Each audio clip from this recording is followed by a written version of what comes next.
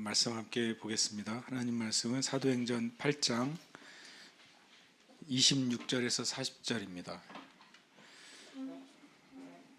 성경을 수요일 시간은 성경을 좀 펴셔서 같이 찾아보셔야 되는 시간이니까요. 성경을 보시면 좋겠습니다.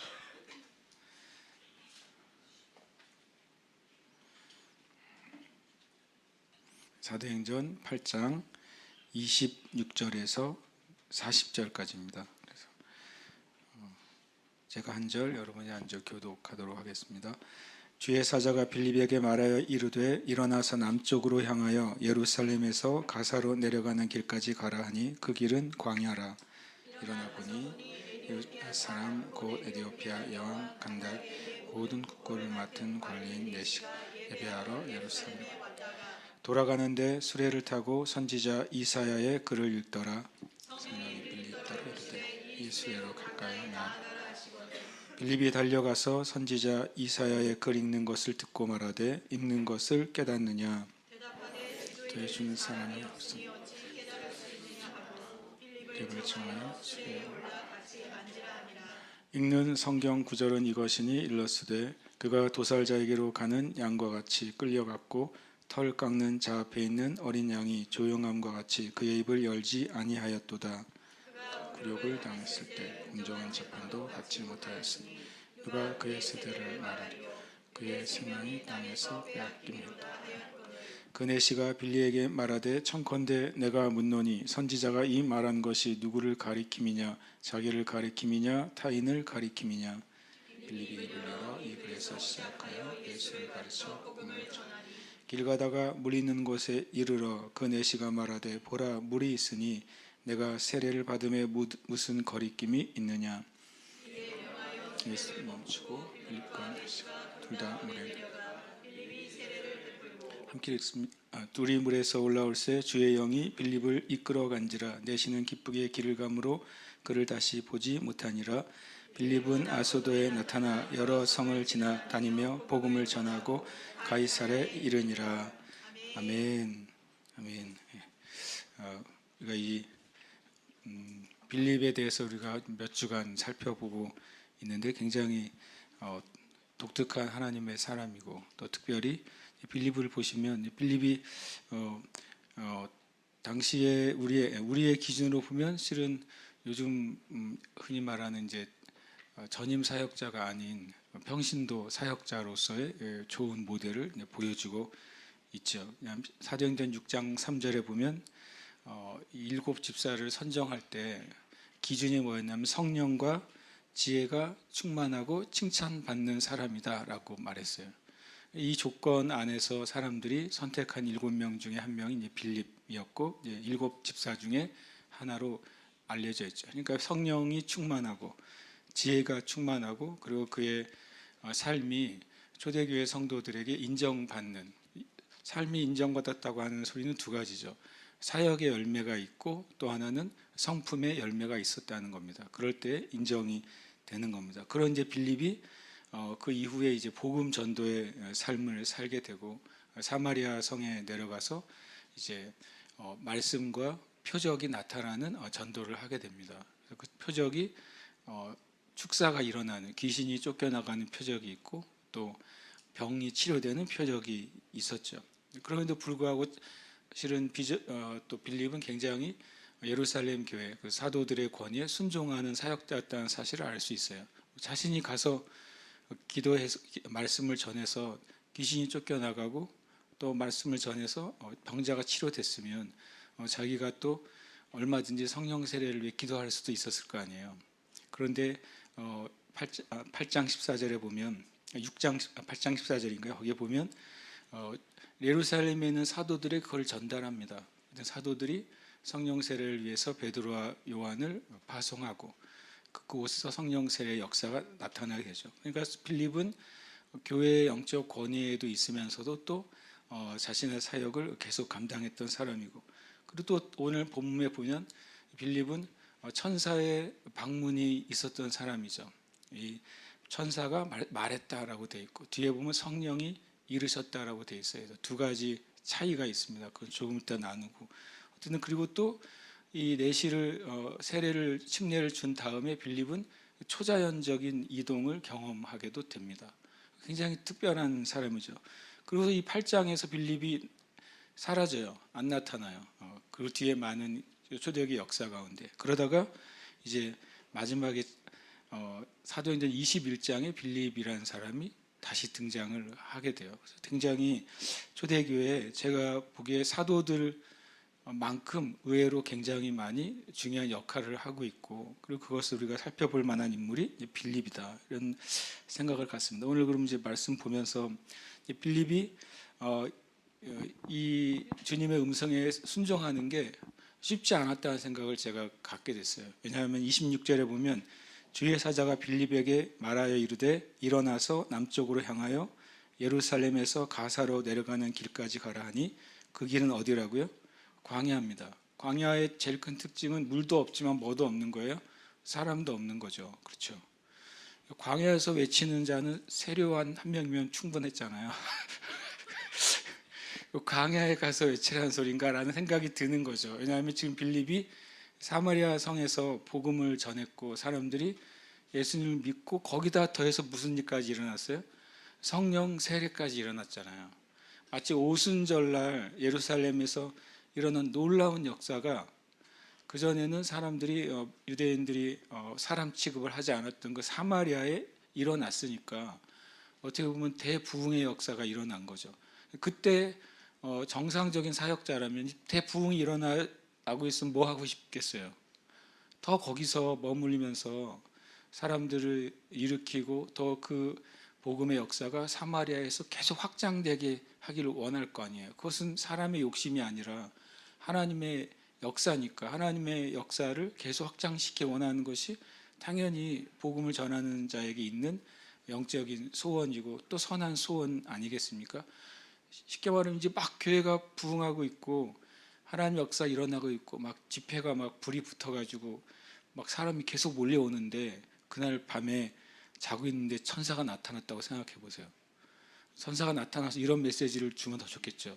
내일은 2배로 올 거야. 이렇게 하면 정말 정말 좋겠죠. 근데 그 천사의 메시지가 뭐예요?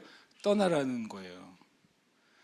이 엄청난 역사가 일어나는 자리를 내려놓고 어디로 떠나라고요? 더 큰 도시로 가라는 게 아니라 어디로 떠나라고요? 광야로 가라고요. 오히려 사람이 있을 거라고 기대가 되지 않는 곳이죠. 빌립은 전도자로 살잖아요.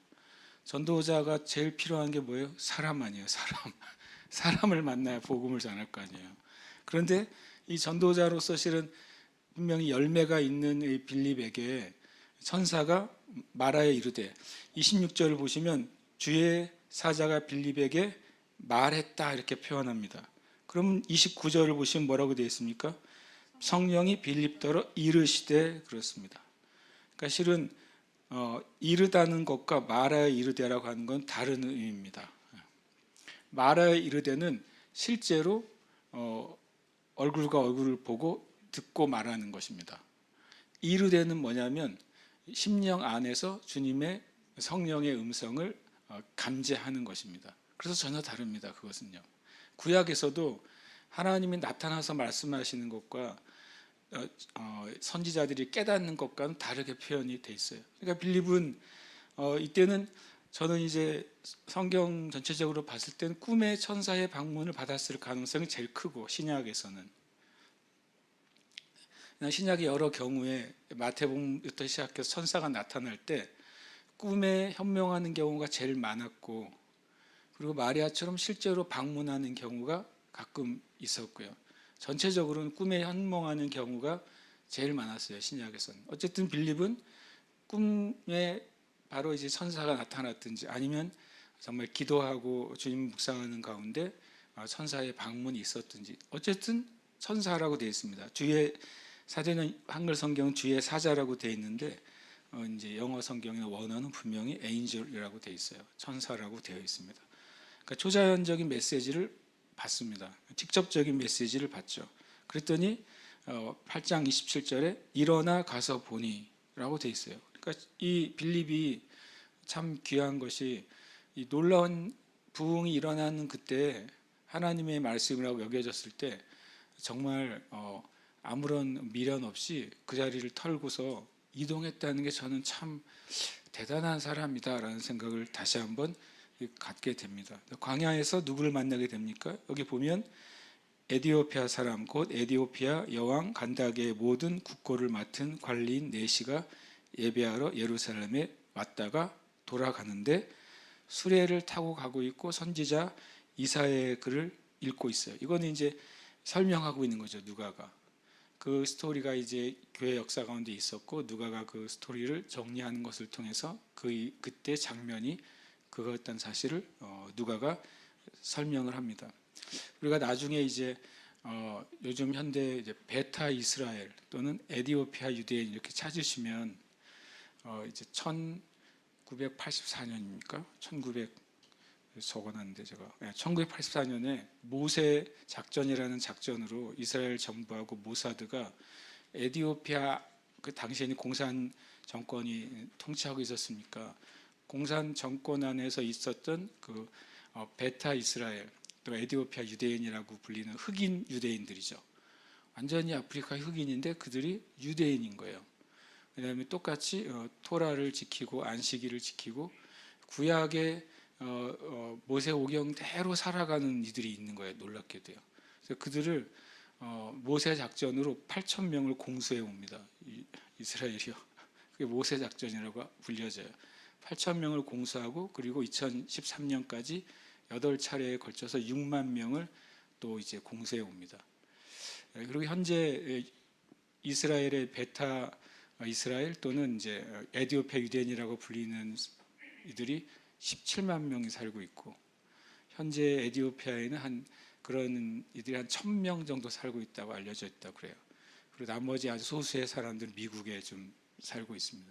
그러니까 그들이 근원을 많은 어떤 학자들은 이 에디오피아 사람 에디오피아 여왕 간다게의 국고를 맡은 관리인 네시와 같은 사람들을 통해서 복음이 그 땅 가운데 흘러갈 수 있다고 보여집니다. 그리고 에디오피아 유대인 베타 이스라엘은 이제 성경에 보면 솔로몬에게 찾아온 여왕이 있잖아요. 그 여왕 사이에 낳은 아들, 그 아들로 말미암아 시작된 유대인이라고 여겨집니다. 그래서 유대인들이 그냥 받아들여 주질 않잖아요. 그래서 많은 테스트를 하고 검사를 하고 이들이 유대인의 혈통, 솔로몬의 혈통이 맞는지 막 엄청 많은 이야기 토론 후에 놀랍게도 유대인 그 랍비 회의에서 이들은 유대인이 맞다고 인정을 해줬어요. 그래서 이제 이스라엘에 오게 됐는데 그래서 어떤 학자들은 이때 빌립에 의해서 예수님을 믿고 세례받은 이들과 같은 이들 꼭 빌립에 의해서 세례받은 예시 말고도 이건 하나의 이제 케이스잖아요. 많은 이제 핍박받는 성도들이 온 천지로 흩어졌기 때문에 그들이 뿌려놓은 복음의 씨앗들이 그렇게 열매 맺었다고도 보기도 합니다. 근데 그건 이제 정확한 역사적으로는 알 수는 없죠. 어쨌든 놀랍게도 제가 나누고 싶은 게 뭐냐면 빌립이 어떤 일을 하게 된 거냐면 궁극적으로는요. 당시에 로마 제국의 세계 밖에 있는 진짜 나라의 복음이 들어간 거예요. 그렇게 보면 당시 로마가 다스리는 세계였잖아요.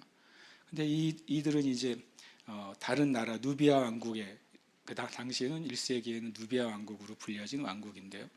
지금의 현재 에티오피아 국가하고 좀 다르고 이집트 남부 지역하고 이집트 바로 밑에가 수단 있는 나라인데 이집트 남부 지역과 수단 동북부 지역에 걸쳐 있는 왕국이었어요.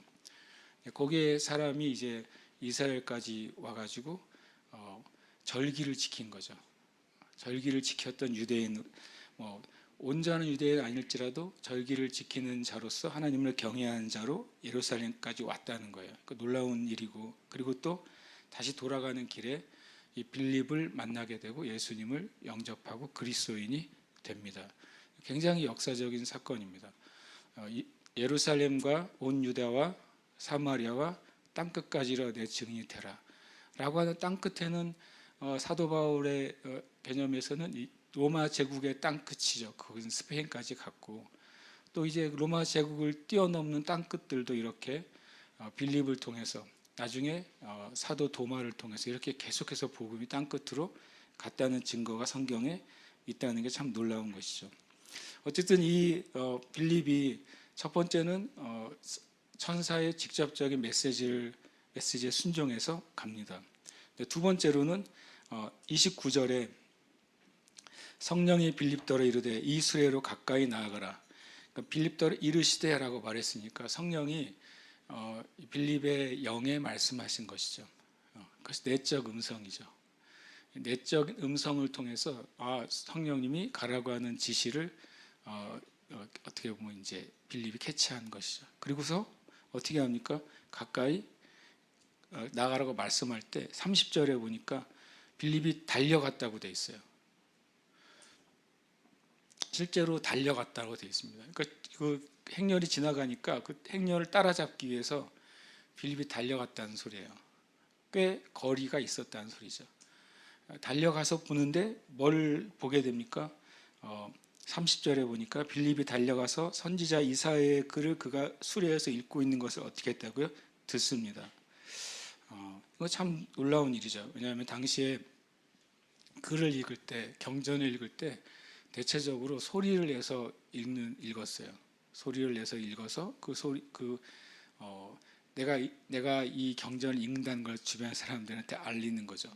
여러 가지 효과가 있죠. 왜냐하면 제 식으로 하면 나 성경 읽으니까 귀찮게 하지 마 이런 효과도 될 수 있습니다. 그렇지 않겠습니까? 여러분이 여러분 방에서 말씀을 크게 읽고 있으면 누가 문을 막 못 열 거 아니에요. 여러분이 방에서 만약에 크게 기도하고 있다. 그러면 누가 문 열겠습니까? 그래서 저는 기도할 때 혹시 교회가 아닌 장소에서 기도하거나 말씀을 읽을 때는 여러분이 그 말씀에 집중하고 싶거나 기도에 방해받고 싶지 않으면 오히려 크게 기도하세요. 오히려 말씀 크게 읽으면 가족들이라도 지금 우리 어머니가 말씀 읽으시네. 문 열려고 그래도 한번 두드리고 열 거 아니에요. 기도를 엄청 큰 소리를 하고 있으면 지금은 잘못 열었다간 성령을 해방하게 생겼네. 그래서 못 열 거 아니에요. 조용히 묵상하고 있는데 문을 열면 어머니가 주무시는지 묵상하시는지 몸 밖에 이제 뭐만 있는지 알 수가 없잖아요. 그러니까 근데 실은 저 요즘 계속 깨닫는데 말씀을 입으로 손에서 읽는 게 얼마나 유익한지 모르겠어요. 한번 해보시길 축복해요. 어쨌든 이 내시는 이 말씀을 소리에서 읽는 바람에 놀라운 일이 일어난 거잖아요. 빌립이 가는데 그 소리를 들은 거예요. 이사야서 53장을 읽고 있는 소리를 들은 거예요. 그러니까 빌립은 첫 번째로는 천사의 직접적인 명령, 그다음에 성령님의 내적인 음성, 그다음에 그거 순종해서 갔더니 외국인이 이사야서를 읽고 있는 것을 듣는 순간 내가 왜 이곳에 와 있는지를 깨닫게 된 거죠. 빌립은 사인을 구한 게 아니라 성령님의 인도하심을 따라왔을 때 확증을 받은 겁니다. 우리가 신약의 성도들은 그렇게 주님의 일을 해야 된다고 저는 생각해요.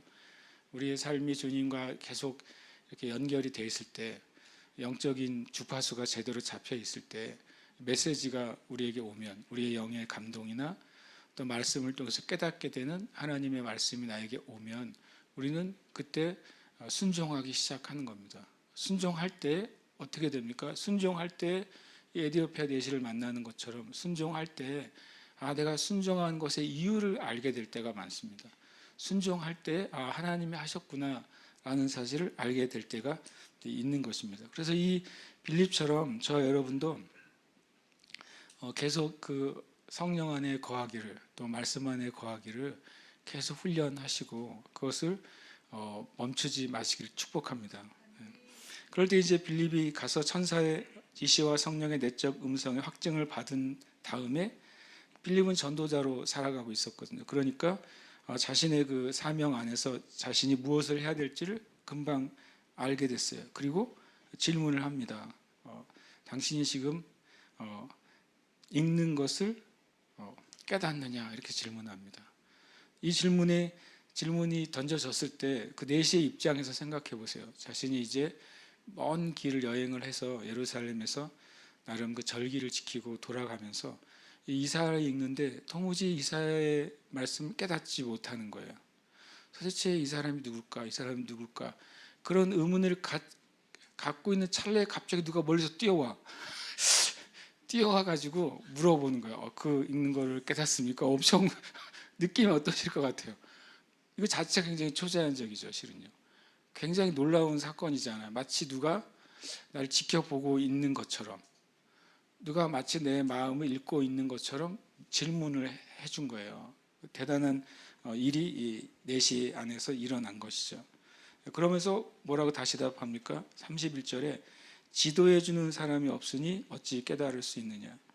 그러니까 이 4시 안에 있던 영적인 갈망과 갈증이 무엇이 있었는지는 알게 되는 거죠. 그는 계속 말씀을 읽었다는 거예요. 그리고 절기가 되면 이 예루살렘 성전에서 절기를 지키는 종교적인 신앙심이 있었고 하나님을 경외하는 마음이 있었는데 하나님의 말씀에서 깨닫기를 원하는 마음이 있었어요. 이런 식으로 영적인 갈망에 대해서 하나님이 그를 만나주신 사건들이 성경에 여러 번 있죠. 수가성 여인이 대표적이잖아요. 수가성 여인이 남편이 6번이나 바뀌었잖아요. 놀랍게 수가성 여인이 바라는 니즈는 뭐냐면 어떻게 하면 또 부자인 남편을 만날까가 니즈가 아니라 어떻게 하면 내 인생이 잘 될까가 니즈가 아니라 뭐였냐면 내가 어디서 예배해야 진짜 하나님을 만날 수 있을까가 이 수가성 여인의 영적인 갈망이었잖아요.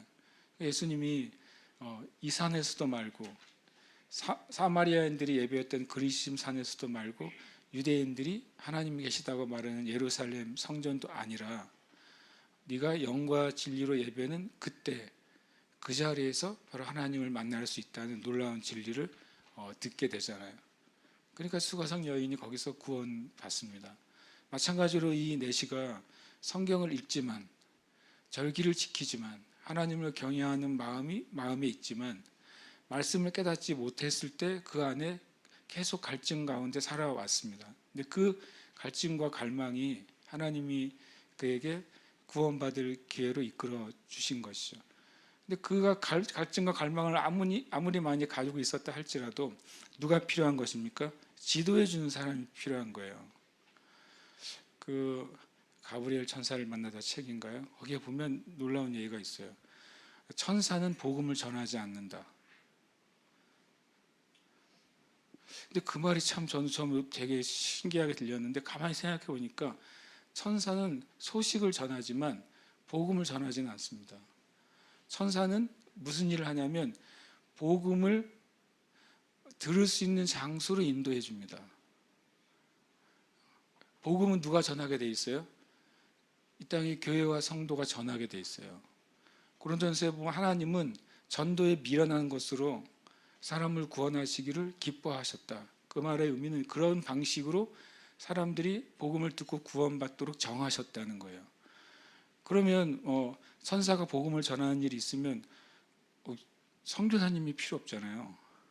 그렇죠? 그냥 북한에 천사가 막 나타나면 돼요. 이게 지금 저기 중국에 다 모여 있는데 거기에 나타나면 돼요. 그 망로에 나타나면 끝나는 거 아니에요? 그러니까 천사는 복음을 전하지 않아요. 천사는 복음을 전해야 될 사람을 인도할 수 있고 복음을 들어야 될 사람을 도울 수 있어요. 그러기에 복음을 전해야 될 사람들은 저와 여러분인 것입니다.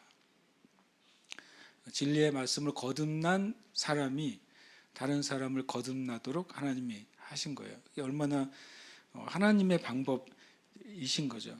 그러니까 우리가 저는 이런 생각을 했어요. 이 4시의 스토리를 보면서 얼마나 수많은 이 땅의 사람들의 영혼 안에 자기도 알지 못하지만 진리에 대한 갈망을 가지고 살아가는 사람이 얼마나 많을까.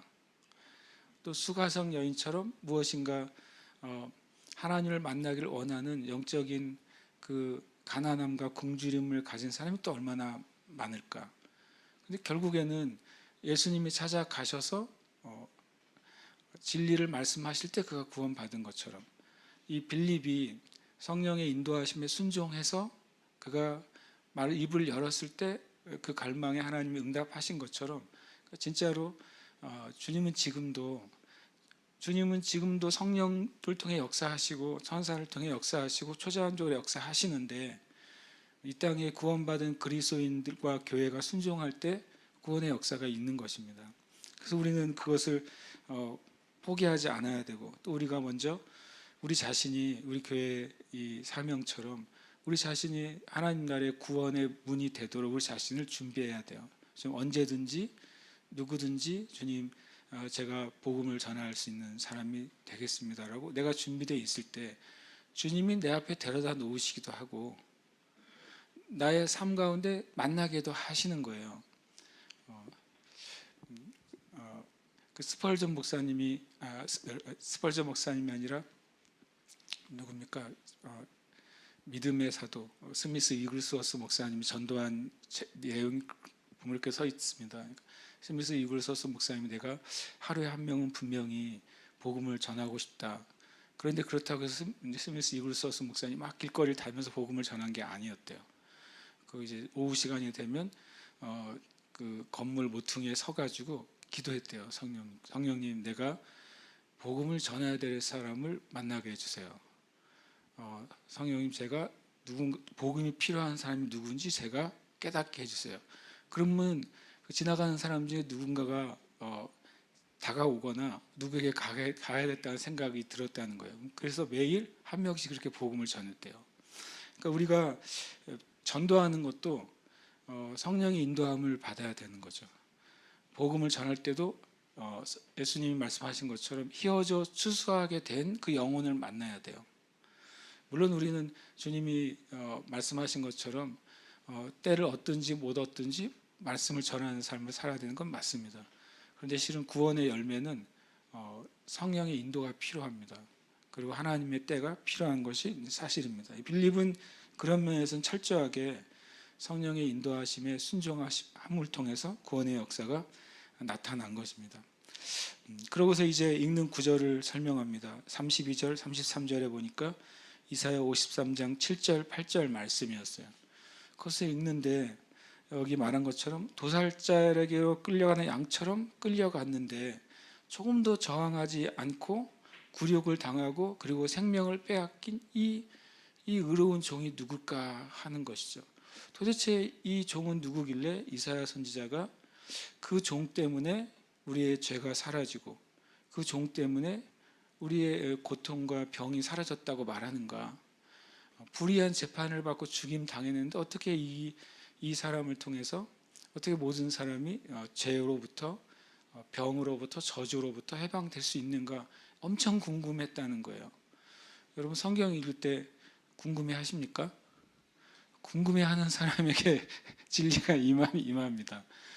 그렇잖아요. 성경을 읽으면서 왜 이렇게 말씀하셨을까를 질문을 가진 사람에게 성령님이 대답해 주시는 겁니다. 질문도 하지 않는데 대답하면은 이상하잖아요. 하나님은 우리에게 응답하시는 하나님이에요. 말씀하시기도 하지만 우리에게 응답하십니다. 그럼 우리가 마치 이 내시처럼 말씀을 읽을 때 이 말씀이 무엇을 가리키는가, 이 말씀이 무슨 의미인가, 이 말씀을 왜 하셨는가, 이것을 계속 질문을 가지고 읽으시길 축복합니다. 물론 그 즉시로 깨달았을 수도 있죠. 그러나 질문을 가졌을 때 마치 성령님께 이제 질문을 드린 거예요.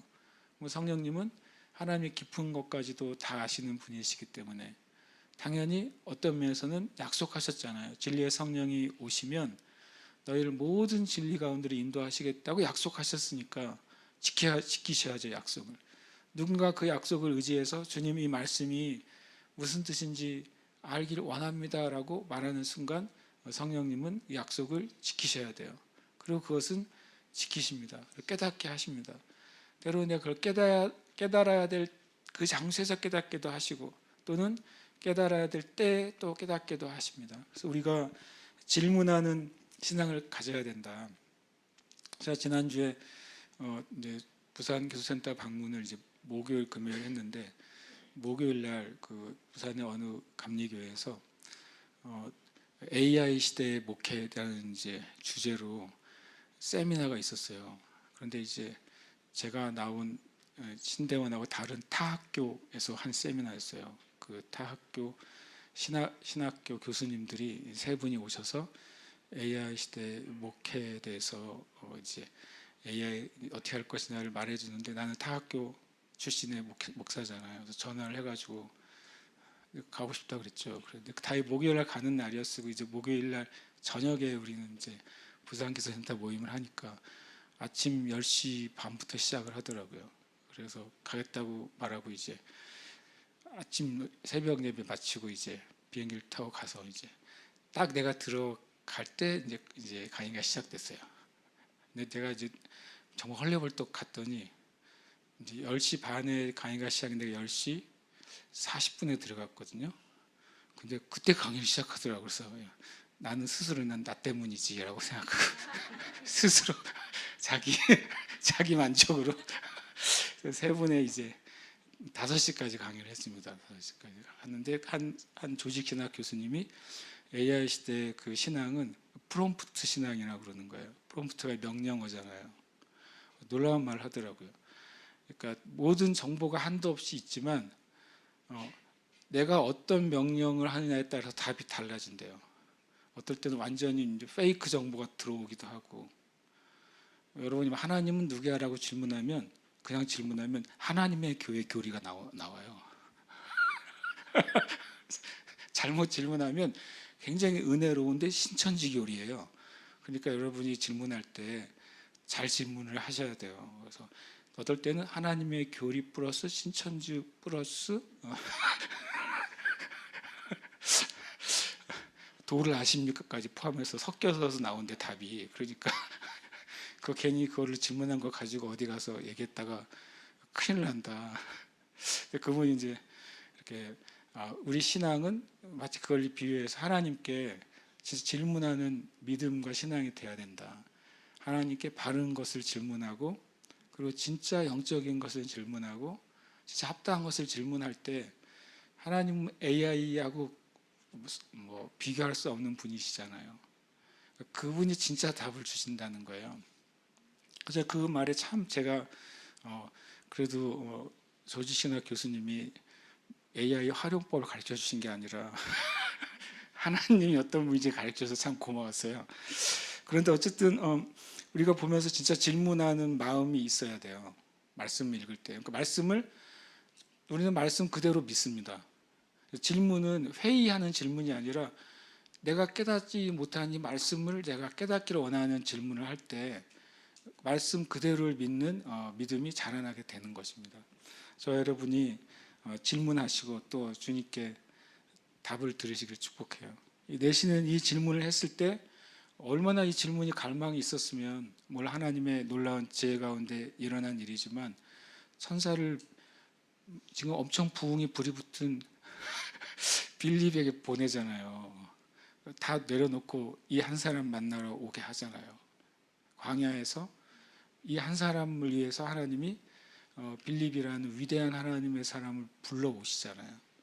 그러니까 우리가 하나님한테 갈망하는 마음과 진실한 마음으로 나갈 때 하나님은 정말 세계를 움직이시는 거예요. 하나님의 세계에 변화가 일어납니다. 우리가 그런 사람으로 부름 받은 줄 믿습니다. 이 땅의 교회들도 그렇게 부름 받은 것입니다. 교회가 하나님 앞에 진실하게 갈망하고 부흥을 구할 때 하나님은 땅 끝에서부터도 일을 시작하시게 하는 것입니다. 땅 끝에서부터 하나님 일을 시작하셔서 하나님의 역사를 이루게도 다 하시는 것입니다. 그러면서 이제 34절에 질문합니다. 질문은 누구냐 그거예요. 저는 이 4시의 질문이 훌륭했어요.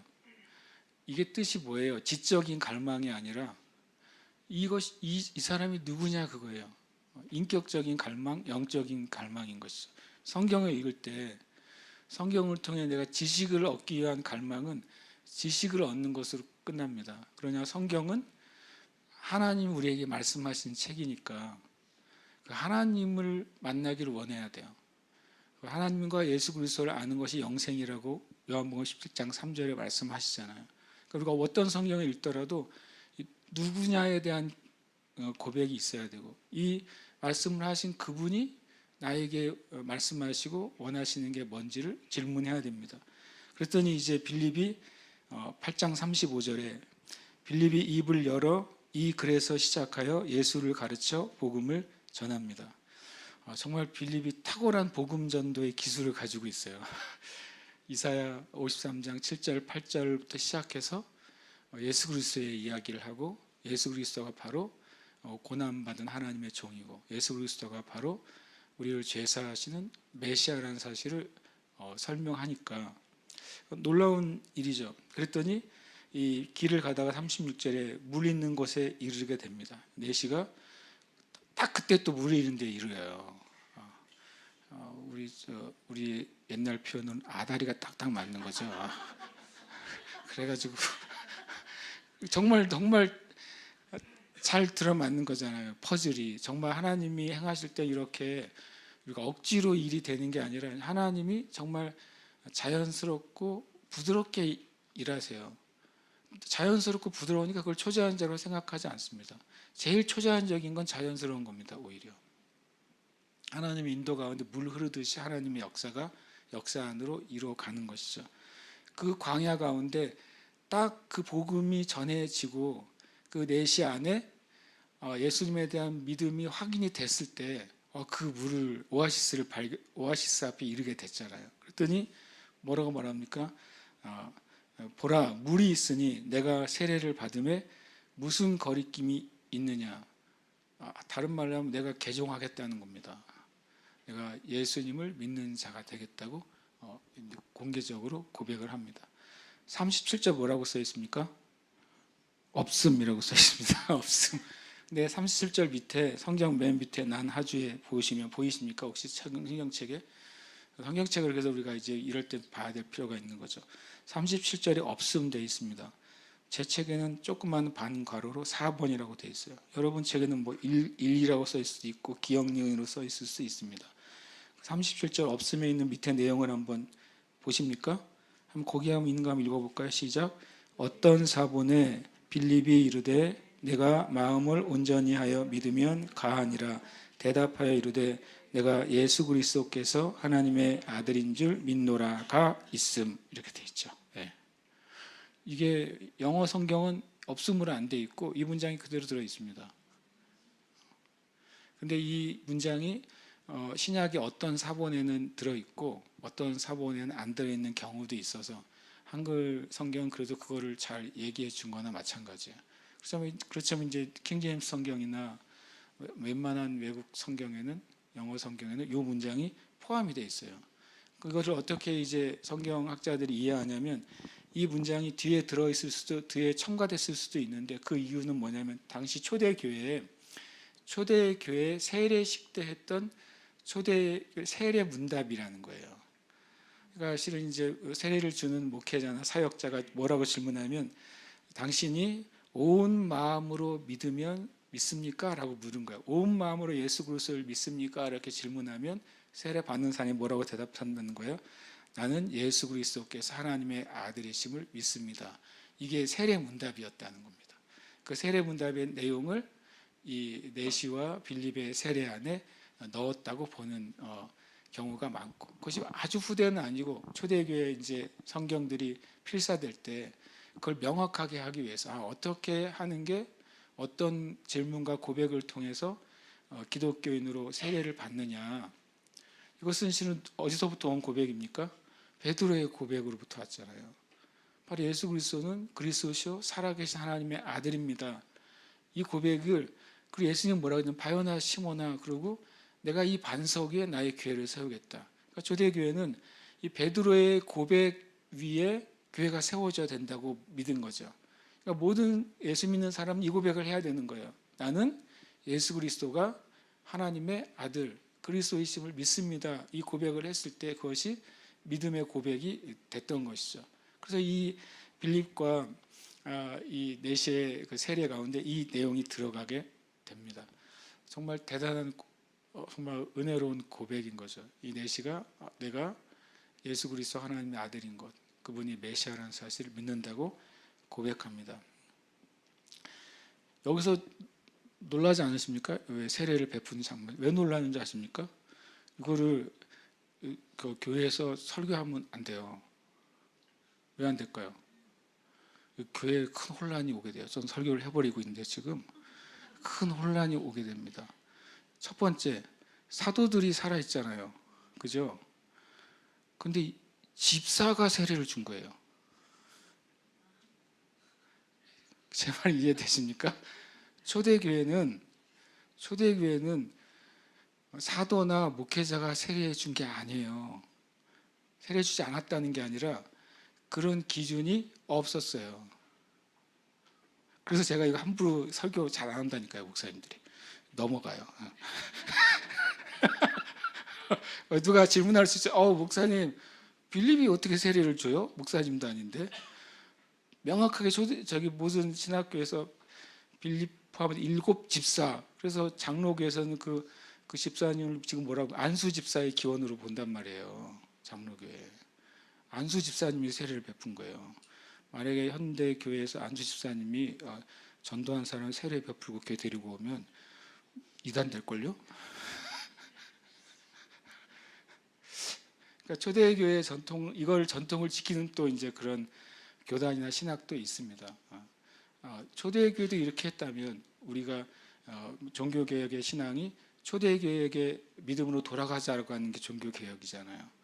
그럼 초대교회는 이렇게 성령의 사역, 성령의 인도하심, 그리고 누구나 믿는 자들이 서로 안수해주고 실은 심지어 세례도 베푸는 시대였으니까 그런 것을 인정해서 하는 회중교회도 지금 존재합니다.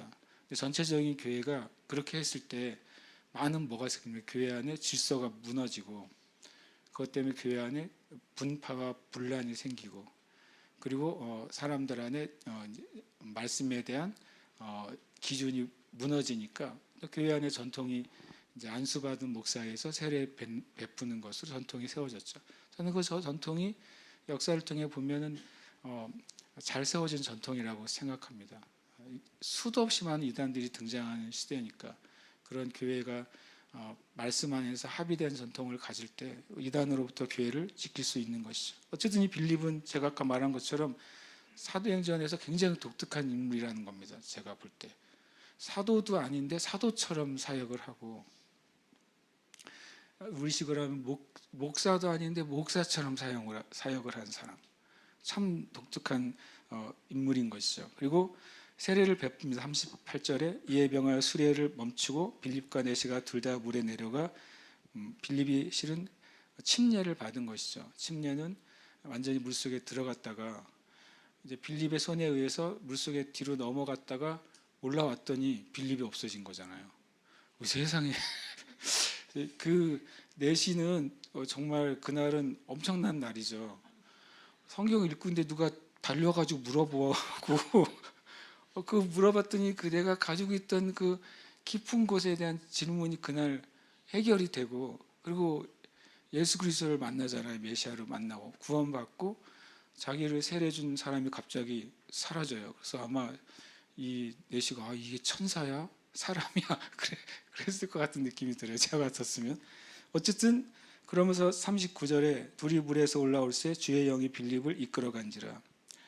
이끌어간지라고 되어 있는데 원래는 빌립을 이렇게 데려갔다라고 되어 있습니다. 그 내시는 기쁘게 길을 가므로 그를 다시 보지 못해요. 빌립을 더 이상 만나지 못했지만 내시는 이미 그 당시 기준으로는 말씀을 가지고 있는 자였고 그리고 예수 그리스도를 만난 것이죠. 그리고 이제 40절에 보면 빌립이 아소도에 나타나 아소도는 이제 해변 쪽이죠. 지중해 쪽입니다. 여러 성을 지나다니며 복음을 전하고 가이사라는 이스라엘 저 북쪽이죠. 가이사라까지 해변을 따라 쭉 복음을 전하다가 가이사에 이르니라라고 되어 있습니다. 이 말씀 하나 찾고 좀 기도하고 마무리하고 싶은데 사도행전 21장입니다.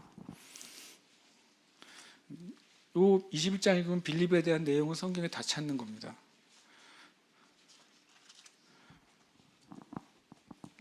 사도행전 21장 8절 21장 8절 같이 한번 읽어볼까요? 21장 8절입니다. 시작. 이튿날 떠나 가이사랴에 이르러 7 집사 중 하나인 전도자 빌립의 집에 들어가서 머무르니라. 분명히 처음에 7 집사가 뽑혀졌을 때 일곱 집사라는 표현이 없었어요. 그런데 사도행전 21장 8절 때문에 일곱 집사라는 말이 이제 당시에 사람들이 쓰여졌던 표현이라는 사실을 알 수 있고, 일곱 집사라는 표현 딱 한 번 나옵니다. 신약에 여기서요. 그러니까 이제 표현을 뭐라고 합니까? 일곱 집사 중에 뭐라고요? 한 명. 일곱 집사 중에 집사 중 하나인 전도자 빌립. 굉장히 독특하게 되어 있죠. 이게 뭡니까? 교회에서 세운 직분은 뭐예요? 집사인 거죠. 예.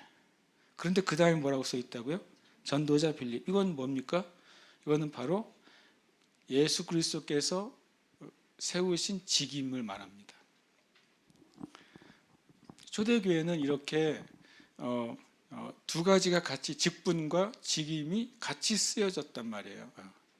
직분과 직임이. 직임은 어디에 나옵니까? 우리가 말하는 것처럼 에베소 4장 11절에 보면 그가 어떤 사람은 사도로, 어떤 사람은 선지자로, 어떤 사람은 복음 전하는 자로, 어떤 사람은 목사와 교사로 삼으셨으니 이는 성도를 온전하게 하여 봉사일을 하게 하며 그리스도의 몸을 세우려 하심이라. 그래서 사도 요한이 자기 자신을 뭐라고 가리킬 때가 있습니까? 장로인 나는, 이렇게 표현을 씁니다. 그렇죠? 사도는 예수님께서 세워주신 직임이었어요. 그런데 당시 초대교회에서 사도 요한님이라고 부르지 않고 뭐라고 불렀다는 소리예요? 장로 요한으로 불렀다는 거예요. 성경에서의 장로는 현재 목회자를 의미한단 말이죠. 그러니까 성경 안에는 교회 안에서 세워진 직임자들이 있었고, 그 직임자들에게 하나님께서 성령을 통해 부으신 직분자들이 있었고, 성령 통해 부으신 직임들이 존재했습니다. 근데 지금 현재 교회가 그걸 잃어버렸죠. 그래서 제일 고생하는 사람들이 누굽니까? 목사님들이죠. 목사님이란 직임 안에 이 5가지 역할을 다 해야 되는 거예요. 사도, 선지자, 교사, 목사, 복음전의 역할을 목사님 한 명이 다 해주기를 교회가 바라요. 그러잖아요. 그래서 이 세대의 목사님들은 엄청 이제 영적인 팔방민이 될 것을 요구받아요. 어떤 면에서. 그래서 고생하는 거죠. 고생을 합니다. 왜냐하면 교회에서 또 교회 전통 안에 세워진 직분으로서는 목회자가 맞지만, 모든 목사가 다른 모든 은사를 가지고 있지는 않잖아요. 그러니까 어떤 목사님은 교사로서의 직임이 탁월한 분들이 있는 거예요. 어떤 목사님들은 전도자로서의 직임이 탁월한 분들이 있는 겁니다. 때로는 어떤 목사님들은 예언적인 은사가 탁월한 분들도 있는 것입니다. 그러니까 이 초대교회는 직분과 직임에 대한 이해와 구별이 있었기 때문에 서로 합력하는 게 아주 좋은 거죠. 한 사람에게 모든 걸 요구하지 않고 성령을 통해서 그 열매가 드러난 그 일에 그 사역자를 세울 수 있는 초대교회였던 거죠. 그걸 또 보여주는 게 바로 읽어보겠습니다.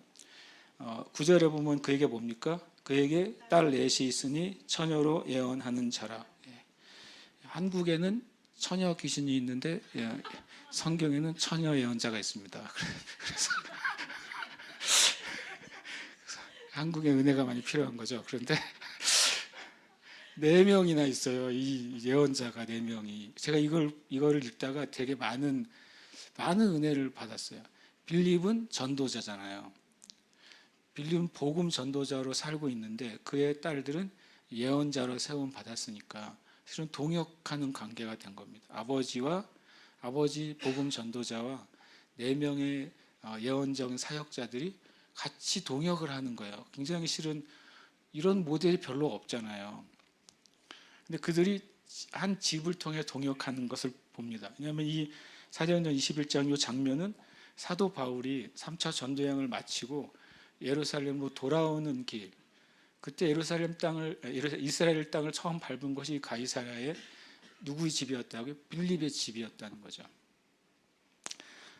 그러니까 그가 이제 전도자 아버지와 예언자 4딸이 함께 동역하죠. 직임으로 동역을 하는 곳입니다. 그런데 10절에 보니까 10절에 뭐라고 되어 있습니까? 여러 날 머물러 있더니 아가보라는 선지자가 유대로부터 내려와서, 이 말이 참 재밌었어요. 그러니까 유대로부터 내려왔다는 소리는 예루살렘 교회의 사역자라는 소리잖아요. 예루살렘 교회 사역자가 어디로도 왔다고요? 빌립의 집이요. 그러니까 빌립의 집은 사역자들의 사역의 거점인 거예요. 선교 여행을 하고 돌아온 사도 바울 일행도 빌립의 집으로 오고, 그 빌립의 집에는 강력한 전도자 빌립이 무슨 사역을 했습니까? 빌립이 치유 사역했잖아요. 빌립이 축사 사역했잖아요. 그런데 거기에 예언하는 예언 사역자 4명이 있는 이 집이 수많은 사역자들이 오고 가면서 서로 또 교제하고 하나님의 일들이 일어나는 놀라운 거점이 된 거예요. 요즘으로 하면은 사역자들의 게스트하우스가 된 거죠. 좀 더 멋있게 말하면 이제 미션 센터가 된 거예요. 이 빌립의 집이. 저건 제가 과장해서 말하는 게 아니에요. 이 말씀을 보면 참 빌립의 사역이 되게 초대교회에 숨은 참 귀한 사역자로서 하나님이 빌립을 사용했구나 하는 사실을 살펴보게 되는 거죠. 그러니까 예루살렘에서 이 예언 사역자인 아가보가 내려와요. 선지자가 선지자라는 표현을 쓰죠. 선지자 아가보가 내려옵니다. 내려와서 11절에 보니까 어떤 걸 보여줍니까? 11절이 또 독특합니다.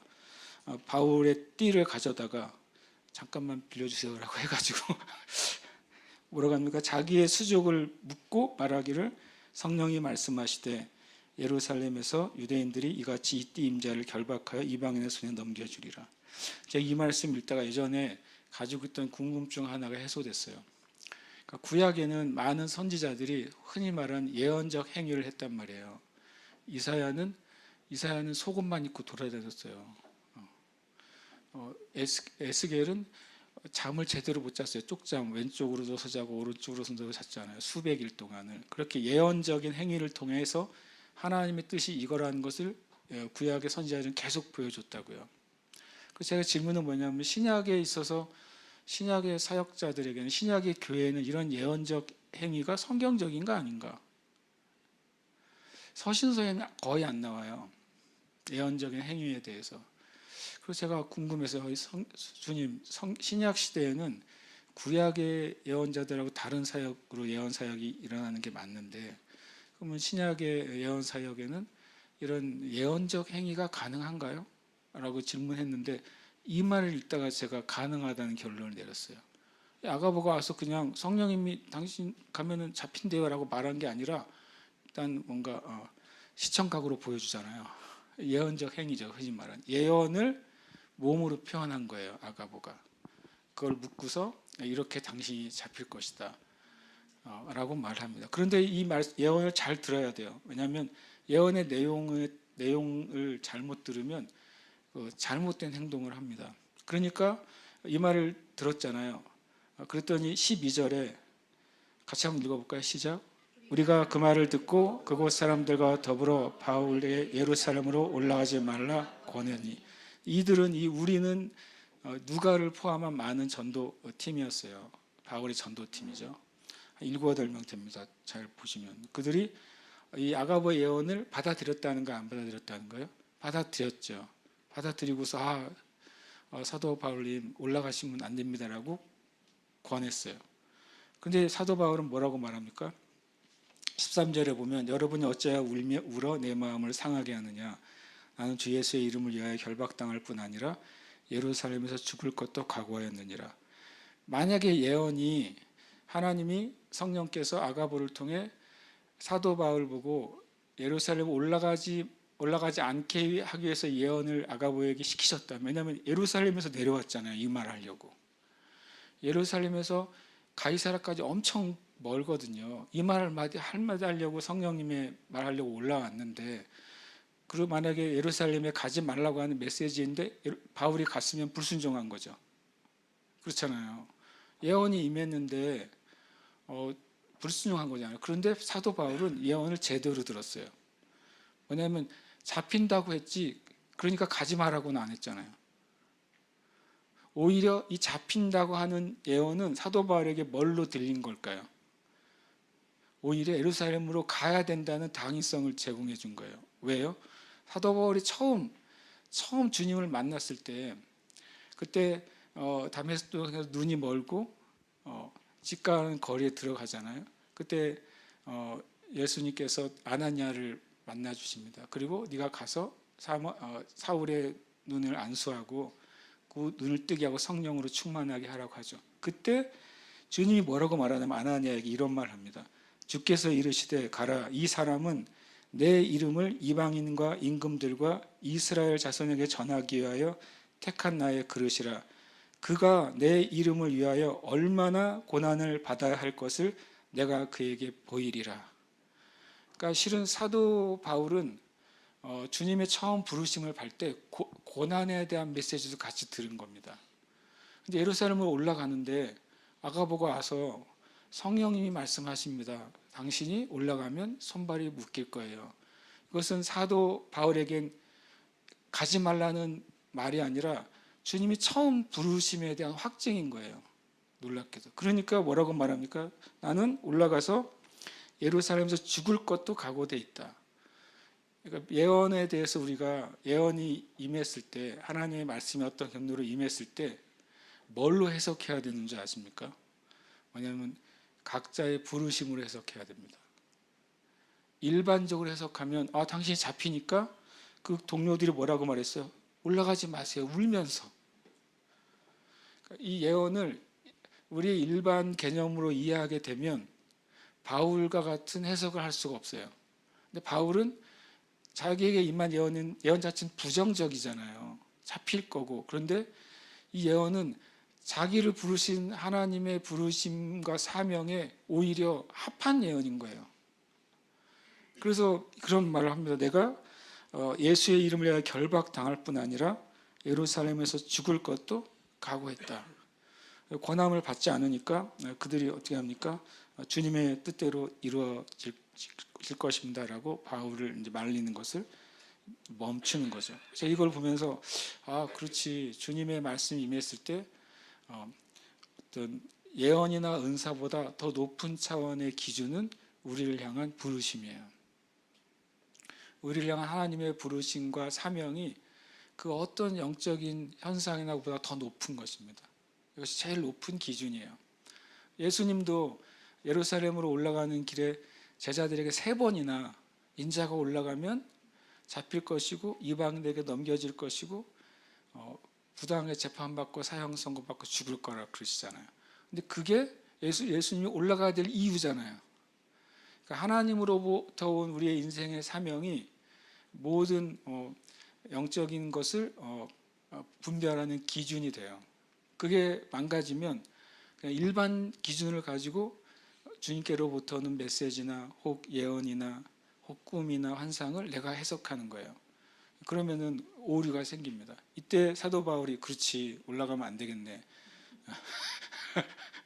라고 했으면 사도 바울은 사명을 오히려 다하지 못했을 것입니다. 그래서 제가 이 본문을 묵상하다가 참 은혜를 많이 받았어요. 그래서 어떤 특별한 영적인 은혜를 내가 분별하고 순종하는 기준은 나를 부르시고 내 삶을 이끄신 하나님의 부르심과 사명이구나 라고 하는 사실을 이제 깨닫게 되는 것이죠. 결국에는 오히려 예언을 듣고 순종한 겁니다. 하나님의 말씀에 순종한 결과가 되는 거죠. 그리고 15절에 보니까 여러 날 후에 여장을 꾸려 예루살렘으로 올라갑니다. 제가 빌립 얘기하는 겁니다. 빌립의 집은 제가 뭐라고 적었냐면 장기 투숙이 가능한 숙박시설을 갖췄구나 라고 적어놨어요. 여러 날 머물렀잖아요. 이렇게 잠깐 들르는 장소가 아니라 빌립의 집은 사역자들이 오랫동안 머물 수 있는 장소였던 거죠. 그리고 그 다음에 18절 더 재밌어요. 가이사랴의 몇 제자가 함께 가며 한 오랜 제자 구브로 사람 나손을 데리고 가니 이는 우리가 그의 집에 머물려 함이라. 이 빌립은요 예루살렘 교회와 연계돼 있었어요. 이 나손은 예루살렘 지역 사람인데 이렇게 빌립과 함께 있다가 이런 사역자들을 안내하고 또 사역자들이 예루살렘에 가면 거기서 묵을 장소를 제공해 주는 거잖아요. 이런 게스트하우스가 네트워크가 돼 있었네. 내가 속으로 생각했어요. 그걸 통해서 이 핍박 가운데 핍박의 시대인데 놀랍게도 빌립 같은 하나님의 사람, 구브로스 사람, 나손 같은 하나님의 사람들은 핍박의 시대에도 사역자들을 환영하고 사역자들을 돌봐주고 사역자들을 섬겼던 참 귀한 사역을 했던 사람이구나라고 제가 이제 생각이 들은 거예요. 그리고 단순히 잠만 재워주는 사역이 아니라 거기에서 예언도 전해주고 말씀 사역도 하고 그 사역자들을 힘을 주는 그런 사역자가 빌립이었던 것이죠. 그리고 자신은 또 엄청 위대한 전도자로서 살아가고, 저는 이제 빌립을 보면서 초대교회 숨은 공로자다, 사역자들을 위해서 사역한 사역자다, 이런 생각을 갖습니다. 때로는 이 시대에도 그런 사역들이 필요하잖아요. 얼마 전에 어떤 책을 읽는데 지금 현대 교회 목회자들의 그 스트레스 지수가 엄청 높대요.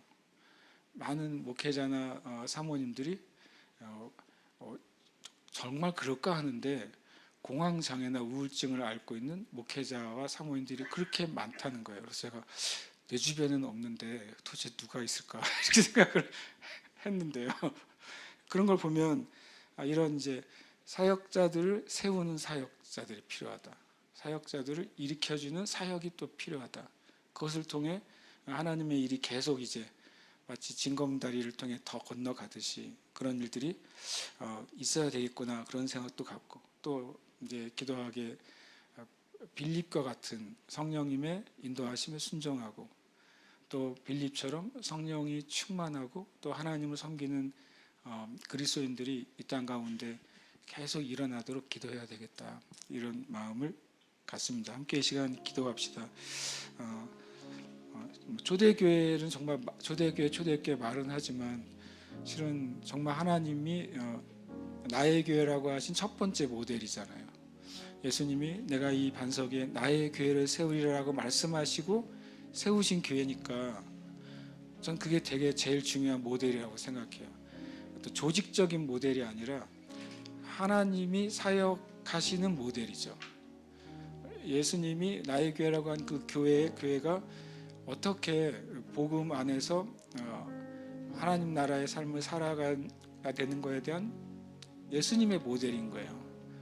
그러니까 실은 초대교회 이후에 계속 오고 오는 교회들의 모델하우스죠, 사도행전은. 그런 의미에서요.